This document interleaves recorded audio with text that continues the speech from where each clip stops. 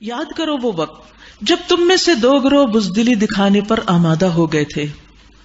ہوا یہ تھا کہ نبی صلی اللہ علیہ وسلم نے جب سب صحابہ کے مشورے سے شہر سے باہر جا کر احد کے قریب لڑائی لڑنے کا پروگرام بنایا تو سب کو نکلنے کے لیے کہا. منافقین بھی ساتھ نکلے لیکن تھوڑی دور جا کر عبداللہ بن ابی کے ساتھی واپس پلٹ گئے. ان کو دیکھ کر مسلمانوں کے دو مخلص گروہ جو تھے ان کے اندر بھی بزدلی آ گئی، وہ بھی پیچھے ہٹنے لگے. فرمایا یاد کرو جب تم میں سے دو گروہ بزدلی دکھانے پہ آمادہ ہو گئے تھے، حالانکہ اللہ ان کی مدد پر موجود تھا اور مومنوں کو اللہ ہی پر بھروسہ رکھنا چاہیے. واللہ ولیہما، اللہ ان کا ولی تھا. جابر بن عبداللہ کہتے ہیں اگرچہ آیت ہمارے بارے میں اتری اور اس میں ایک قسم کا ہمارا عیب بیان ہوا، لیکن ہمیں آیت پھر بھی بہت پسند ہے کیونکہ اس میں بتایا گیا واللہ ولیہما، اللہ ان کا دوست ہے. اللہ نے ان کو تھام لیا اور پیچھے رہنے نہیں دیا. وعلی اللہ فلیتوکل المؤمنون، اور مومنوں کو اللہ پر ہی بھروسہ رکھنا چاہیے. آخر اس سے پہلے جنگ بدر میں اللہ تمہاری مدد کر چکا تھا، حالانکہ اس وقت تم بہت کمزور تھے، لہٰذا تمہیں چاہیے کہ اللہ کی ناشکری سے بچو. امید ہے کہ اب تم شکر گزار بنو گے. یاد کرو جب تم مومنوں سے کہہ رہے تھے کیا تمہارے لیے یہ بات کافی نہیں کہ اللہ 3000 فرشتے اتار کر تمہاری مدد کرے؟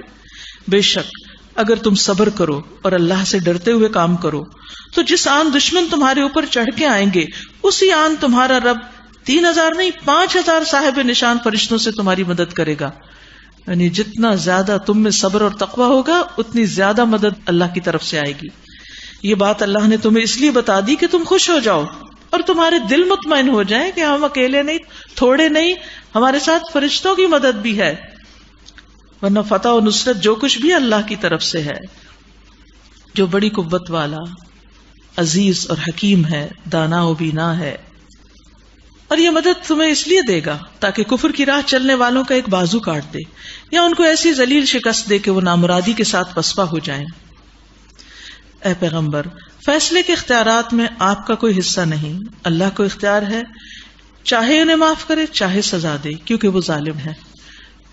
نبی صلی اللہ علیہ وسلم کا جب احد میں دندان مبارک شہید ہوا تو آپ نے فرمایا کہ ایسی قوم کیسے ہدایت پا سکتی جو اپنے نبی کے ساتھ ایسا سلوک کرے؟ تو اس پر اللہ تعالیٰ نے فرمایا کہ نہیں، ان میں سے کچھ ہدایت بھی پا سکتے ہیں. زمین اور آسمانوں میں جو کچھ ہے اس کا مالک اللہ ہے، جس کو چاہے بخش دے، جس کو چاہے عذاب دے، وہ معاف کرنے والا اور رحیم ہے. اے لوگو جو ایمان لائے ہو، یہ بڑھتا اور چڑھتا سود کھانا چھوڑ دو اور اللہ سے ڈرو تاکہ تم فلاح پاؤ. یہاں جنگ احد پہ تبصرہ ہو رہا تھا اور بیچ میں سود کی حرمت کی بات آ گئی.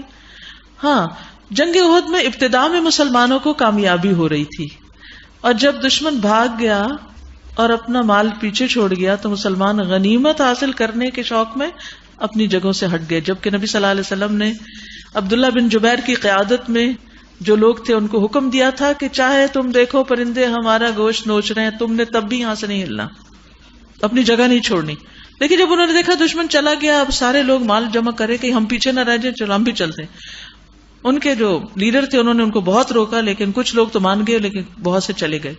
اب ہوا یہ کہ اس وقت خالد بن ولید جو دشمن کے فوج کے ایک حصے کے ذمہ دار تھے، انہوں نے پیچھے سے آ کے مسلمانوں پہ حملہ کیا، جس کی وجہ سے مسلمانوں کا بہت سا جانی مالی نقصان ہوا. 70 صحابہ کرام شہید ہو گئے. یہ مشکل پیش کیوں آئی؟ مال کی محبت کی وجہ سے اپنے کام چھوڑے، اپنی جگہ چھوڑی. تو یہ جو مال ہے نا، یہ انسان کی کمزوری ہے. تو بعض اوقات انسان ایک بہت اچھا جم کے دین کا کام کر رہا ہوتا ہے، پھر اس کو کوئی اور مالی کشش نظر آتی ہے، وہ اس کام کو چھوڑ دیتا ہے، نہ وہاں مطمئن ہوتا ہے، نہ پیچھے کا رہتا ہے، نہ آگے کا رہتا ہے، اور زندگی بعض اوقات بالکل بے مقصد ہو کے رہ جاتی ہے. تو ایسے میں انسان کو یہ سوچنا چاہیے کہ اگر میرا ایک معقول طریقے سے گزارا ہو رہا ہے اور اس کے ساتھ ساتھ مجھے لوگوں کی خدمت اور آخرت کی کامیابی حاصل کرنے کا موقع بھی مل رہا ہے، تو میرے اندر قناعت ہونی چاہیے. کیونکہ بعض اوقات مال کے لالچ میں انسان اپنے آپ کو فتنے میں مبتلا کر لیتا ہے، ایسا کاروبار شروع کر دیتا ہے یا ایسی جاب میں جا کے پڑ جاتا ہے کہ جس میں حلال حرام کی کوئی تمیز نہیں ہوتی، اور اس طرح انسان اپنی دنیا اور آخرت دونوں کو خطرے میں ڈال دیتا ہے. پھر فرمایا اس آگ سے بچو جو کافروں کے لیے تیار کی گئی ہے، اور اللہ اور رسول کا حکم مان لو، توقع ہے کہ تم پر رحم کیا جائے گا. وسارعوا إلى مغفرة من ربكم وجنة عرضها السماوات والأرض اعدت للمتقین. دوڑ کر چلو اس راستے پر جو تمہارے رب کی بخشش اور جنت کی طرف جاتی ہے جس کی وسعت زمین اور آسمانوں جیسی ہے. یعنی اللہ کے راستے پر سستی کے مارے آہستہ آہستہ نہیں، دوڑ کے چلو، نیکیوں میں آگے بڑھو، جنت کی طرف دوڑو. وہ ان تقوی والوں کے لیے مہیا کی گئی ہے، تیار کی گئی ہے، جو ہر حال میں اپنے مال خرچ کرتے ہیں، امیر ہوں یا غریب، خواہ بدحال ہوں یا خوشحال، جو غصے کو پی جاتے ہیں اور دوسروں کے قصور معاف کر دیتے ہیں. جن کی یہ عادات ہوں، جن کے اندر یہ خصائص ہوں، وہی اللہ کے راستے میں دوڑ سکتے ہیں. جو اپنے غصے کو کنٹرول نہ کر سکے، اس پہ قابو نہ پا سکے، وہ خیر کے کاموں میں پیچھے رہ جاتا ہے. اور جو دوسرے کو معاف نہ کر سکے، وہ دوسروں کے ساتھ چل نہیں سکتا. واللہ یحب المحسنین. ایسے نیک لوگ اللہ کو بہت پسند ہیں، اللہ ان سے محبت کرتا ہے. اور جن کا حال یہ ہے کہ اگر کبھی کوئی فحش کام ان سے سرزد ہو جائے اللہ، یا کسی گناہ کا ارتکاب کر کے وہ اپنے اوپر ظلم کر بیٹھتے ہیں، تو فوراً انہیں اللہ یاد آ جاتا ہے اور وہ اس سے اپنے قصوروں کی معافی چاہتے ہیں. یعنی توبہ میں دیر نہیں لگاتے، کیونکہ اللہ کے سوا اور کون ہے جو گناہ معاف کر سکتا ہو. وہ جان بوجھ کر اپنے کیے پہ اصرار نہیں کرتے. ایسے لوگوں کی جزا ان کے رب کے پاس یہ ہے کہ وہ ان کو معاف کر دے گا اور ایسے باغوں میں انہیں داخل کرے گا جن کے نیچے نہریں بہتی ہوں گی اور وہاں وہ ہمیشہ رہیں گے. یاد رکھیے، انسان غلطیوں کا پتلا ہے. کبھی کسی طرح پھسلتا ہے، کبھی کسی طرح پھسل جاتا ہے، کبھی نیکی کے راستے پہ چلنے لگتا ہے، چھوٹی سی مشکل سے گھبرا کے پیچھے ہٹ جاتا ہے. تو بھی پیچھے ہی نہیں رہ جانا چاہیے، پھر آگے بڑھنا چاہیے، ہمت پکڑنی چاہیے، اللہ سے معافی مانگ لینی چاہیے. اور لوگوں سے نہیں ڈرنا چاہیے کہ لوگ کہیں گے اچھا پہلے تو تم نے چھوڑ دیا تھا یہ کام، اب پھر کرنے لگے ہو، پھر یہی چاہتے ہو. نہیں، یہ باتیں ہمیں آخرت میں نہیں کام آئیں گی، لوگ نہیں کام آئیں گے. ہمیں اللہ کے ساتھ اپنا معاملہ درست رکھنا ہے. کیسا اچھا بدلہ ہے نیک عمل کرنے والوں کے لیے. تم سے پہلے بہت سے دور گزر چکے. زمین میں چل پھر کر دیکھو ان لوگوں کا کیا انجام ہوا جنہوں نے اللہ کے احکامات اور ہدایات کو جھٹلایا. یہ لوگوں کے لیے ایک صاف اور صریح تنبیہ ہے، اور جو اللہ سے ڈرتے ہوں ان کے لیے ہدایت اور نصیحت. وَلَا تَهِنُوا، پھر دوبارہ جنگ احد کے اوپر بات ہے. وَلَا تَهِنُوا وَلَا تَحْزَنُوا وَأَنْتُمُ الْأَعْلَوْنَ إِن كُنتُم مُؤْمِنِينَ. دل شکستہ نہ ہو، غم نہ کرو، دل ٹوٹا نہ رہے تمہارا، اپنے آپ کو غم کا شکار نہ کرو. تم ہی غالب رہو گے اگر تم مومن ہو. اپنا ایمان مضبوط کرو، باقی باتیں چھوڑو، اپنی فکر کرو. بہت بڑی نصیحت ہے اس میں.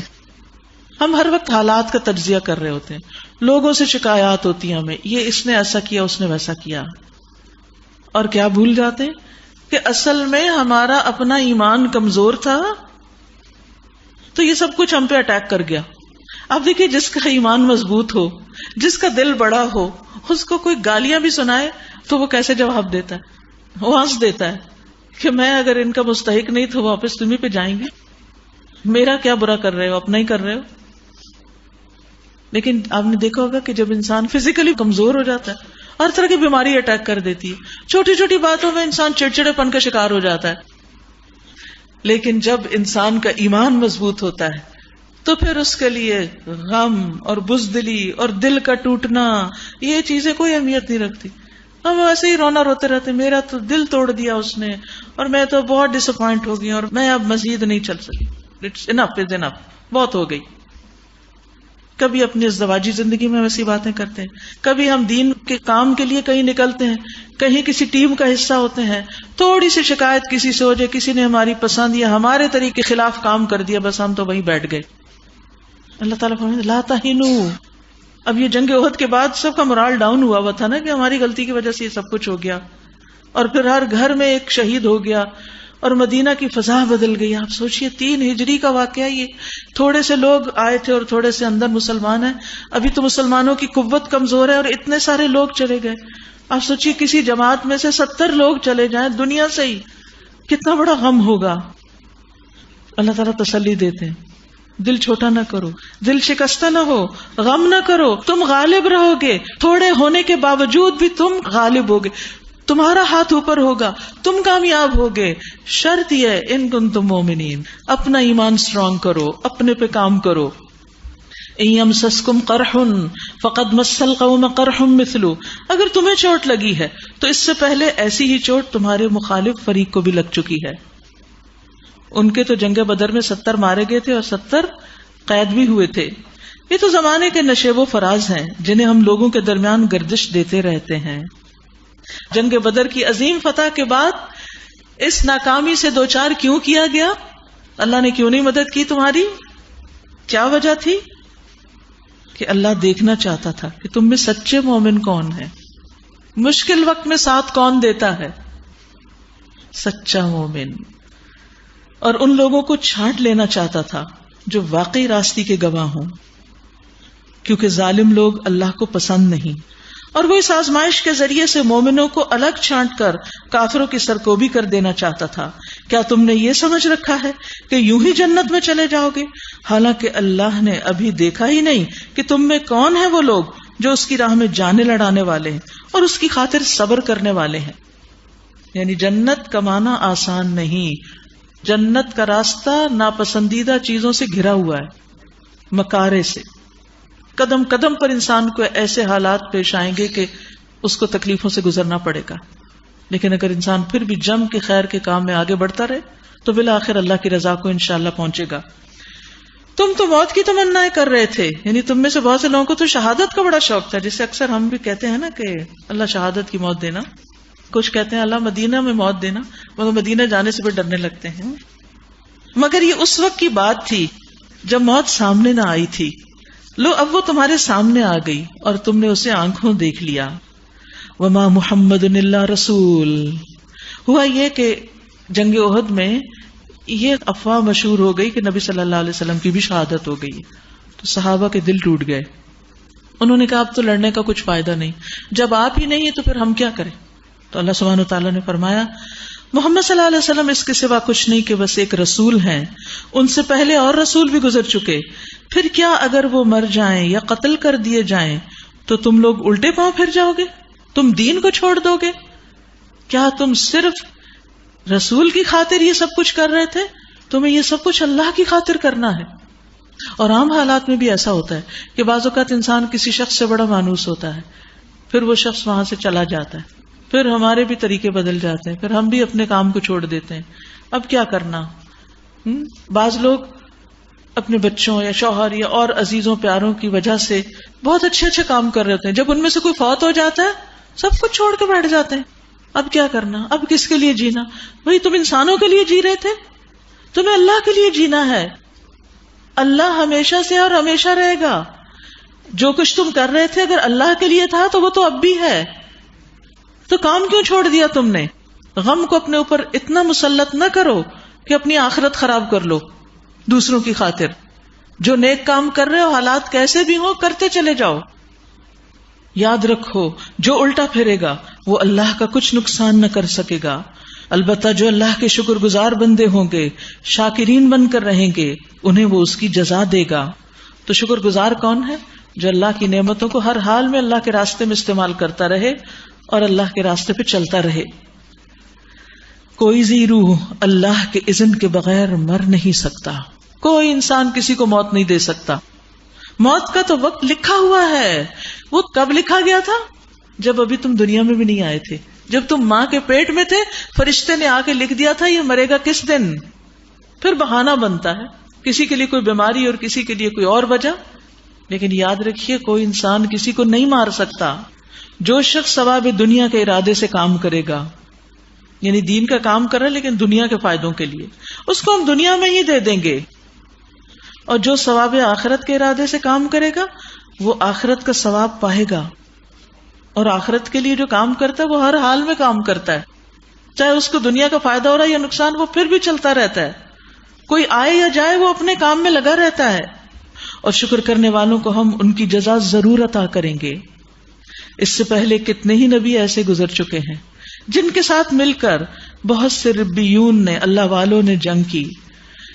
اللہ کی راہ میں جو مصیبتیں ان پر پڑیں وہ ان سے دل شکستہ نہیں ہوئے، ان کے دل نہیں ٹوٹے کہ اوہ اتنا مشکل ہو گیا.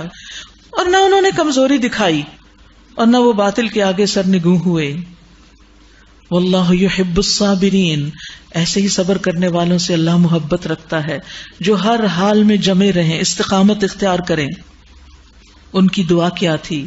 وما كان قولهم الا ان قالوا ربنا اغفر لنا ذنوبنا واسرافنا في امرنا وثبت اقدامنا وانصرنا على القوم الكافرين. آج کی یہ دعا ہے، پڑھیے اس کو دوبارہ. ربنا اغفر لنا ذنوبنا واسرافنا في امرنا وثبت اقدامنا وانصرنا على القوم الكافرين. کیا مطلب ہے اس کا؟ اے ہمارے رب، ہماری غلطیوں اور کوتاہیوں سے درگزر فرما، ہمارے کام میں تیرے حدود سے جو کچھ تجاوز ہو گیا اسے معاف کر دے. یعنی اگر کہیں بھی ہم حد سے بڑھ گئے، ہم نے غلطیاں کی، تو ہمیں معاف کر دے، ہمارے قدم جما دے اور کافروں کے مقابلے میں ہماری مدد کر.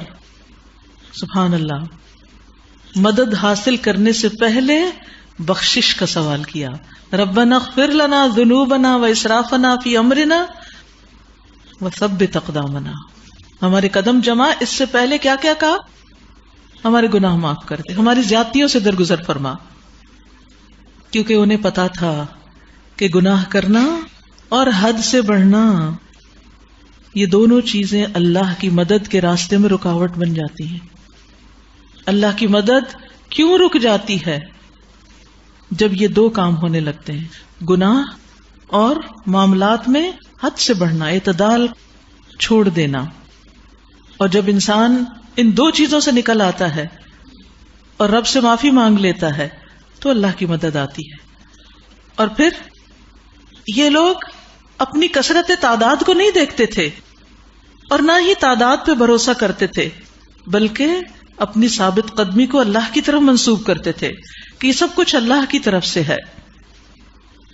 یاد رکھیے، اگر ہم چاہتے ہیں کہ اللہ ہم پر رحمت کرے تو ہمیں استغفار کرنا چاہیے.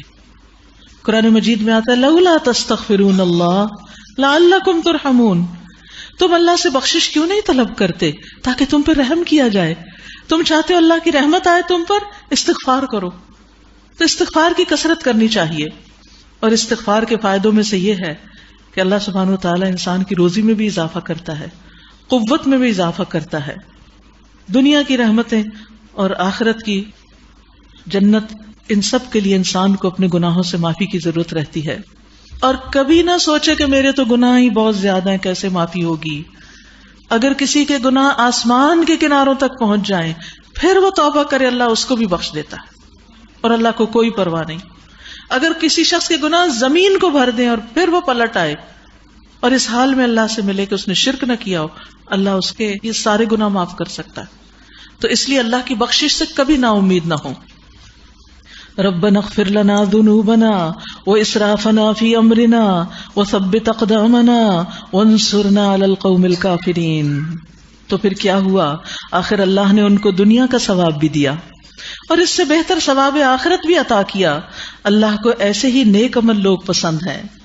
اے لوگو جو ایمان لائے ہو، اگر تم ان لوگوں کے اشاروں پر چلو گے جنہوں نے کفر کی راہ اختیار کی تو وہ تم کو الٹا پھیر لے جائیں گے اور تم نامراد ہو جاؤ گے. ان کی باتیں غلط ہیں. حقیقت یہ ہے کہ اللہ تمہارا حامی و مددگار ہے اور وہ بہترین مدد کرنے والا ہے. ان قریب وہ وقت آنے والا ہے جب ہم منکرین حق کے دلوں میں رعب بٹھا دیں گے، اس لیے کہ انہوں نے اللہ کے ساتھ انہیں شریک کر لیا جن کے شریک ہونے پر اللہ نے کوئی سند نازل نہیں کی. ان کا آخری ٹھکانہ جہنم ہے اور بہت ہی بری ہے وہ قیام گاہ جو ان ظالموں کو نصیب ہوگی. اللہ نے تائید و نصرت کا جو وعدہ تم سے کیا وہ اس نے پورا کر دیا. ابتدا میں اس کے حکم سے تم ہی ان کو قتل کر رہے تھے، یعنی جنگ احد کے شروع میں، مگر جب تم نے کمزوری دکھائی اور اپنے کام میں باہم اختلاف کیا، وہ جس سے پیچھے منع کیا گیا، وَاعْتَصِمُوا بِحَبْلِ اللَّهِ جَمِيعًا وَلَا تَفَرَّقُوا. اور جو ہی کہ وہ چیز اللہ نے تمہیں دکھائی جس کی محبت میں تم گرفتار تھے، یعنی مال غنیمت، تو تم اپنے امیر کے حکم کی خلاف ورزی کر بیٹھے، اس لیے کہ تم میں سے کچھ لوگ دنیا کے طالب تھے. اللہ اکبر. نبی صلی اللہ علیہ وسلم کے ساتھ مل کر لڑنے والوں کے بارے میں بھی اللہ سبحانہ و تعالیٰ بتا رہے ہیں کہ تمہاری ویکنس کیا تھی، تمہارے دل کے کونے میں وہ چھپی ہوئی تھی دنیا کی محبت. یہ ساری آزمائشیں تزکیہ کے لیے آتی ہیں کہ ایسی چیزیں انسان کے اندر سے نکل جائیں اور وہ اللہ کے لیے خالص ہو کر کام کرے. اور کچھ آخرت کی خواہش رکھتے تھے. اچھا آپ دیکھیے کہ اللہ سبحانہ و تعالیٰ کچھ ایسے تھے، کچھ ایسے تھے، کسی کا نام نہیں لیا، سب کو پردہ رکھا. یعنی اگر میں کہوں آپ میں سے کچھ لوگ ایسے ہیں اور کچھ ایسے ہیں تو ہر کوئی اپنے اوپر سوچنے لگا کہ اچھا میں کیا ہوں. تو یہاں ان کو اپنا احتساب اور اپنا جائزہ لینے کا موقع دیا گیا. تب اللہ نے تمہیں کافروں کے مقابلے میں پسپا کر دیا تاکہ تمہاری آزمائش کرے، اور حق یہ ہے کہ اللہ نے پھر بھی تمہیں معاف ہی کر دیا. یعنی وہ ویکنس تھی، وہ دنیا کی محبت تھی. انسان ہے نا، دنیا اٹریکٹ کر جاتی ہے، نیتوں میں پھر آ جاتا ہے، پھر انسان اللہ کی طرف پلٹتی ہے. یا اللہ نہیں. آپ دیکھیے کہ کبھی آپ اتنے خالص نیت سے کوئی کام کرنے جاتے ہیں اور پھر کیا ہوتا ہے، جب وہ کر رہے ہوتے ہیں تو بیچ میں ہی کوئی نیت میں خرابی آ جاتی ہے اور آپ کا ضمیر آپ کو بتا دے دیکھو دیکھو تم سوچ کے کیا نکلی تھی اور رستے میں کیا ہو گیا.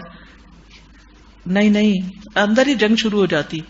تو پھر انسان کہتا استغفر اللہ، میں نے تو اللہ کے لیے کیا تھا، میں کیوں انسانوں سے بدلہ چاہتی ہوں، میں کیوں تعریف کی بھوکی ہوں، مجھے اس سے کیا کہ کوئی اس کو اپریشیٹ کرتا ہے یا نہیں کرتا. تو اللہ نے معاف کر دیا. واللہ ذو فضل علی المؤمنین، اور اللہ مومنوں پر بڑا ہی فضل فرمانے والا ہے. تو فضل بھی کس کے ساتھ ہے؟ مشروط ایمان کے ساتھ. ایمان ہوگا رحمت آئے گی، فضل آئے گا اللہ کا. اسی لیے مومن ہر حال میں اللہ سے راضی رہتے کہ اللہ تعالیٰ ان کے ساتھ جو بھی فیصلہ کرتا ہے ان کے حق میں بہتر ہی کرتا ہے. اگر یہ اس جنگ میں ناکامی بھی ہوئی، آزمائش بھی آئی، اس میں بھی بہتری ہے. جب مومن پر کوئی خوشحالی کا وقت آتا ہے اور وہ شکر ادا کرتا ہے تو اللہ تعالیٰ انہیں شاکرین کا بدلہ دیتا ہے. کوئی مصیبت آتی ہے، صبر کرتے ہیں تو اللہ تعالیٰ صابرین میں سے ان کو شمار کر لیتا ہے. مومن کا معاملہ بڑا عجیب ہے، اس کے ہر حال میں خیر ہے. ہر حال کا مطلب ہے کسی بھی وقت کسی بھی حال میں ہم ہوں، دکھ تکلیف میں ہو، بیماری میں ہو یا صحت میں ہو، اچھے حال میں ہو نہ ہو، ہر حال میں خیر ہے مومن کے. یہ بات مومن کے سوا کسی کو حاصل نہیں. اگر تکلیف پہنچے تو کیا کرتا ہے؟ صبر کرتا ہے، تو صبر اس کے لیے اچھا ہے. اور اگر کوئی نعمت پہنچے شکر کرتا ہے، اور یہ اس کے لیے اچھا ہے. یعنی یا ہم اچھے حال میں ہوتے یا نہیں ہوتے، تو وہ دونوں حالتوں میں اللہ ہی کی طرف لوٹتا ہے، رجوع کرتا ہے. یاد کرو جب تم بھاگے چلے جا رہے تھے، کسی کی طرف پلٹ کر دیکھنے کا ہوش تک نہ تھا، اور رسول تمہارے پیچھے تمہیں پکار رہے تھے. اس وقت تمہاری اس روش کا بدلہ اللہ نے تمہیں یہ دیا کہ تمہیں رنج پہ رنج دیے، تاکہ آئندہ کے لیے تمہیں یہ سبق ملے کہ جو کچھ تمہارے ہاتھ سے جائے یا جو مصیبت تم پر نازل ہو اس پر ملول نہ ہو، غم نہ کرو، اللہ تمہارے سب اعمال سے باخبر ہے. اللہ اکبر.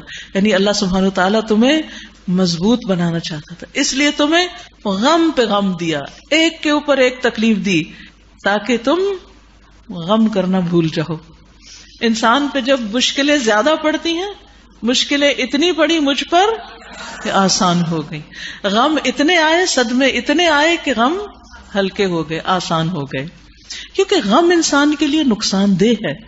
یاد رکھیے اگر کسی بھی طرح آپ کسی بھی چیز کے غم میں مبتلا ہے تو اس سے نکلنے کی کوشش کریں. غم سے پناہ مانگی گئی ہے، کیونکہ غم انسان کے اندر تنگی پیدا کرتا ہے. غم انسان کو بہت سے مفید کاموں سے روک دیتا ہے.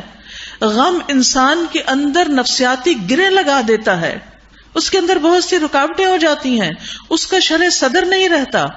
لہذا جس حد تک ممکن ہو اپنے آپ کو خوش رکھنے کی کوشش کیا کریں. جب آپ غمگین ہوتے ہیں تو آپ کے آس پاس کے لوگ بھی پریشان ہوتے ہیں، آپ دوسروں کے لیے بھی ایک بوجھ بن جاتے ہیں اور وہ بھی آپ سے بیزار ہونے لگتے ہیں. یاد رکھیے غمگین انسان کسی کو پسند نہیں ہوتا. ہم بعضوں کو سوچتے ہیں شاید ہم غمگین دکھی ہیں، رو رہے ہیں تو سارے ہماری ہمدردیاں کریں، تھوڑی دیر کریں گے، ایک آدھ دن کریں گے، پھر کہیں گے تو شکل نظر نہ آئے مجھے. اب ڈانٹنے بھی لگتے ہیں، تو تم نے کیا ہو لیا، ہر وقت تم روتے ہی رہتے ہو. مائیں اپنے بچوں تک کو ڈانٹنے لگتی ہیں، بچے ماں باپ سے ناراض ہونے لگتے ہیں. آپ کو تو ہر وقت بس یہی فکر کھائے جا رہی ہے. وہ ادب احترام کی حدیں بھی پامال ہو جاتی ہیں. تو اس لیے مومن کے دل میں اگر کوئی غم ہوتا ہے تو وہ اللہ کے ساتھ معاملہ کرتا ہے. وہ اللہ کے آگے روتا ہے. بندوں کے آگے رو کر کمزور نہ ہو, ہر وقت بندوں کو نہ حال سناتے رہیں. اور نفس کا خوش ہونا یہ بھی اللہ کی نعمت ہے. عبداللہ بن خبیب کہتے ہیں کہ رسول اللہ صلی اللہ علیہ وسلم ان کے پاس تشریف لائے تو آپ پر نہانے کے اثرات تھے اور آپ کی طبیعت بڑی خوش تھی. ہم نے گمان کیا کہ آپ اپنے اہل کے پاس گئے. ہم نے کہا یا رسول اللہ آپ بہت خوش نظر آ رہے ہیں. آپ نے فرمایا ہاں الحمدللہ والحمدللہ. پھر وہاں دولت کا ذکر کیا گیا, مال کا ذکر کیا گیا, تو آپ نے فرمایا متقی شخص کے لیے دولت کا ہونا کوئی گناہ نہیں. متقی شخص کے لیے تندرستی دولت سے بہتر ہے. یعنی دولت بھی اچھی ہے لیکن صحت مند ہونا اس سے بھی اچھا ہے, چاہے جسمانی صحت ہو یا روحانی صحت ہو. اور خوش طبیعت ہونا اللہ کی نعمتوں میں سے ایک نعمت ہے. تو اس لیے اس نعمت کو بھی مانگیے. جب کہتے ہیں ربنا آتنا فی الدنیا حسنہ, تو یہ بھی نعمت ہے, یہ نعمت بھی مانگیے اللہ سے. اور ہم و غم سے پناہ مانگیے. ہر روز ایک وقت ایسا مقرر کیجئے جس میں یہ دعا ضرور پڑھیں, اللہم انی اعوذ بک من الہم والحزن والعجز والکسل والجبن والبخل وضلع الدین وغلبۃ الرجال. اور یاد رکھیے دنیا کی کوئی چیز ایسی نہیں کہ جس کا غم لے کے ہم بیٹھے رہیں. اس غم کو آخرت کے غم سے بدل لیں, وہاں کی فکر کریں. حدیث میں آتا ہے جو اپنے غموں کو ایک ہی غم بنا لے اور وہ آخرت کا, تو اللہ اسے دنیا کے غموں سے کافی ہو جائے گا. اور جس کو پریشانیاں ادھر ادھر بھٹکا کے لے جائیں, اللہ اس کی پرواہ نہیں کرتا کہ وہ دنیا کی کس وادی میں ہلاک ہوتا ہے. اللہ بھی اس کی پرواہ چھوڑ دیتا ہے. آپ نے ہر وقت دنیا کے پیچھے رونے کا وتیرہ بنا رکھا ہے. تو یاد رکھیے کہ کوئی چیز چھوٹ جائے, چلی جائے, کچھ انا للہ و انا الیہ راجعون, یہ چیز چلے گی, ہم نے بھی جانا ہے, بس اللہ ہمیں حوصلہ دے. کوئی نعمت ملنے والی تھی, نہیں ملی تو کہ قدر اللہ وما شاء فعل, تقدیر میں ایسا ہی تھا, تو میرے حصے کی چیز نہیں تھی. کوئی چیز ناپسند ہو تو بھی کہیں قدر اللہ وما شاء فعل, اللہ کی مرضی, اللہ کو زیادہ پتا ہے, تقدیر کا فیصلہ ہے. اگر میرے مقدر ہوتا تو مجھے ضرور مل جاتا. اور پھر یہ اس طرح نہیں کہ انسان غمگین منہ بنا کے کہیں اگر میری قسمت میں ہوتا تو مل جائے. نہیں, آپ کہیں کہ اللہ سبحانہ تعالیٰ نے میرے حق میں جو کیا بہتر ہی کیا. کیونکہ جب انسان اس طرح کی عاجزی دکھاتا ہے تو شیطان بڑا غمگین ہوتا ہے.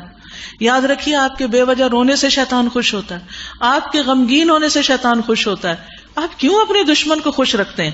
آپ خوش رہے تاکہ وہ غمگین رہے. ٹھیک ہے انشاءاللہ.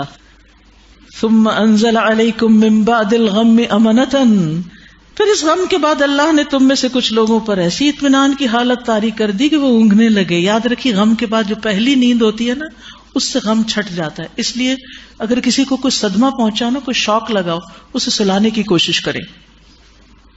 احد کے دن اللہ سبحانہ تعالیٰ نے مومنوں کو سلا دیا, اونگ طاری کر دی. مگر ایک دوسرا گروہ جس کے لیے ساری اہمیت بس اپنے ہی مفاد کی تھی, اللہ کے متعلق طرح طرح کے جاہلانہ گمان کرنے لگا جو سراسر خلاف حق تھے. یہ لوگ اب کہتے ہیں کہ اس کام کے چلانے میں ہمارا بھی کوئی حصہ ہے. منافقوں کی طرف اشارہ ہے. ان سے کہو کسی کا کوئی حصہ نہیں, اس کام کے سارے اختیارات اللہ کے ہاتھ میں ہیں. دراصل یہ لوگ اپنے دلوں میں جو بات چھپائے ہوئے ہیں اسے تم پر ظاہر نہیں کرتے. ان کا اصل مطلب یہ ہے کہ اگر قیادت کے اختیارات میں ہمارا کچھ حصہ ہوتا تو ہم یہاں نہ مارے جاتے. ان سے کہہ دیجئے اگر تم اپنے گھروں میں بھی ہوتے تو جن لوگوں کی موت لکھی ہوئی تھی وہ اپنی قتل گاہوں کی طرف نکل آتے. اور یہ معاملہ جو پیش آیا یہ تو اس لیے تھا کہ جو کچھ تمہارے سینوں میں پوشیدہ ہے اللہ اسے آزما لے.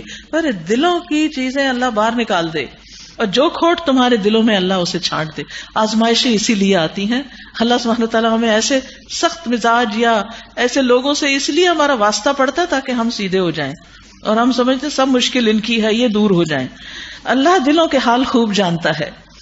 تم میں سے جو لوگ مقابلے کے دن پیٹ پھیر گئے ان کی اس لغزش کا سبب یہ تھا کہ ان کی بعض کمزوریوں کی وجہ سے شیطان نے ان کے قدم ڈگمگا دیے. ہماری اپنی ویکنیسز ہوتی ہیں جب شیطان ہم پر غالب آتا ہے.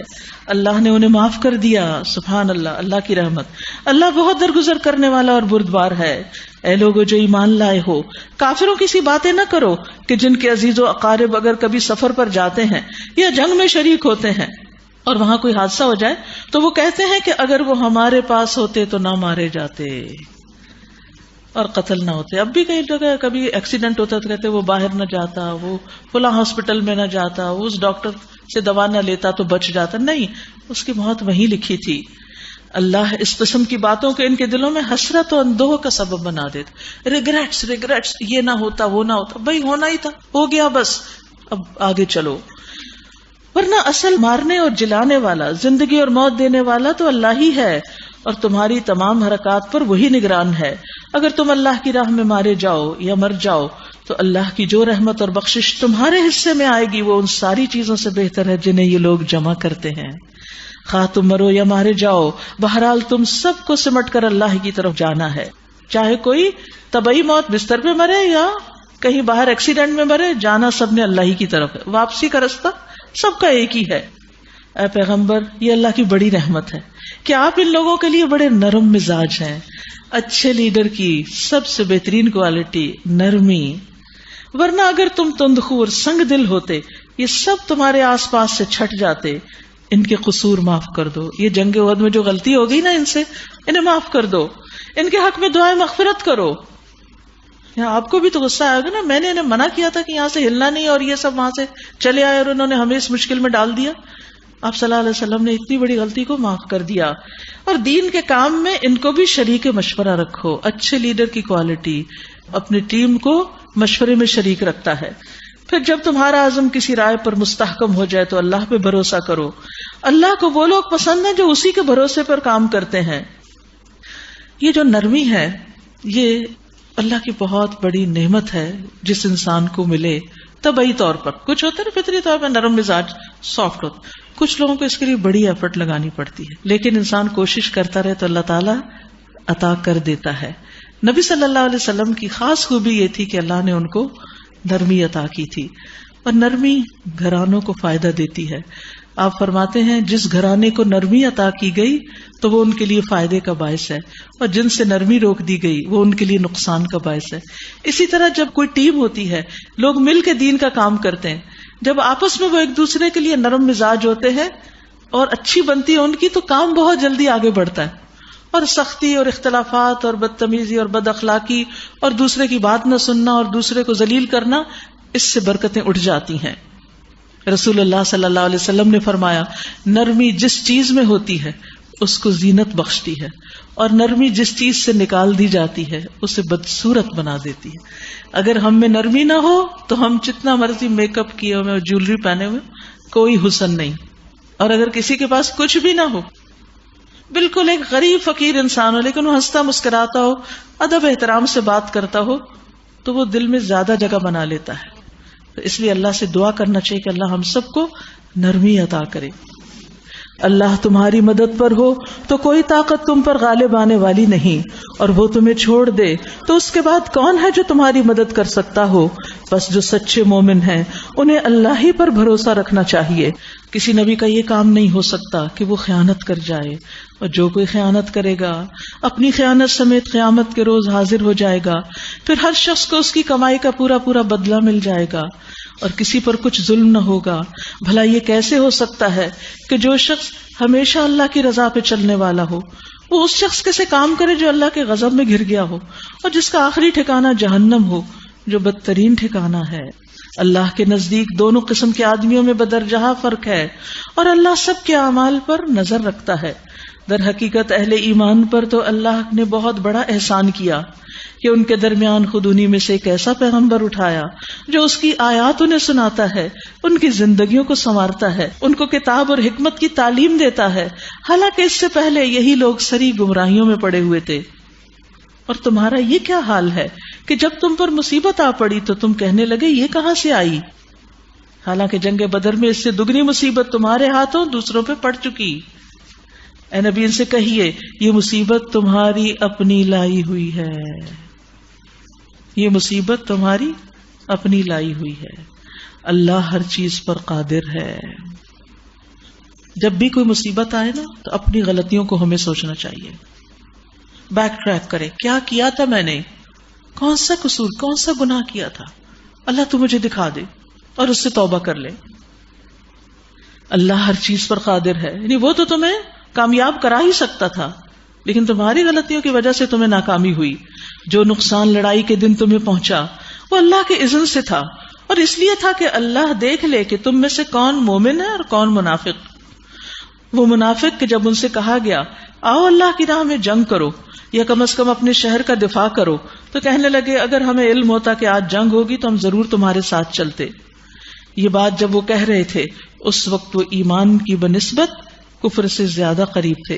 وہ اپنی زبانوں سے وہ باتیں کہتے ہیں جو ان کے دلوں میں نہیں ہوتی، اور جو کچھ وہ دلوں میں چھپاتے ہیں اللہ اسے خوب جانتا ہے۔